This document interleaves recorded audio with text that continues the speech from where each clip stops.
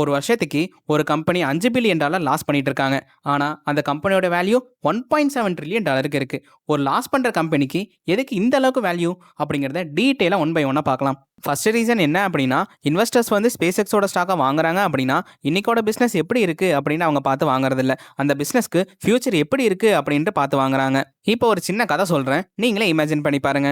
1995ல நீங்க ஒரு business run பண்ணிட்டு இருக்கீங்க. உங்களோட ஆப்போனன்ட் இன்னொரு பிசினஸ் ரன் பண்ணிட்டு இருக்காரு. உங்களோட ஆப்போனன்ட் என்ன மாதிரியான பிசினஸ் ரன் பண்ணிட்டு இருக்காரு அப்படின்னா, இன்டர்நெட்டுக்கான அண்டர்சி கேபிள் இன்ஃப்ராஸ்ட்ரக்சரை பில்ட் பண்றது.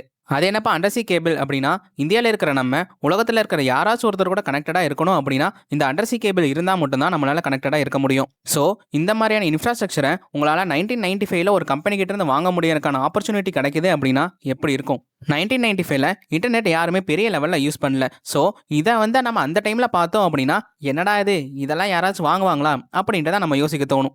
ஆனால் எப்போ இன்டர்நெட் வந்து வளர ஆரம்பிச்சதோ இதுக்கான வேல்யூ எங்கேயோ போயிடுச்சு. இன்வெஸ்டர்ஸ் ஸ்பேஸ் எக்ஸை அதே மாதிரி தான் பார்க்குறாங்க. இந்த டாப்பிக்கை பற்றி நீங்கள் இன்னும் தெரிஞ்சுக்கணும்னு நினச்சிங்கன்னா கம்ப்ளீட் வீடியோ நம்ம சேனலில் இருக்க செக் பண்ணி பாருங்கள்.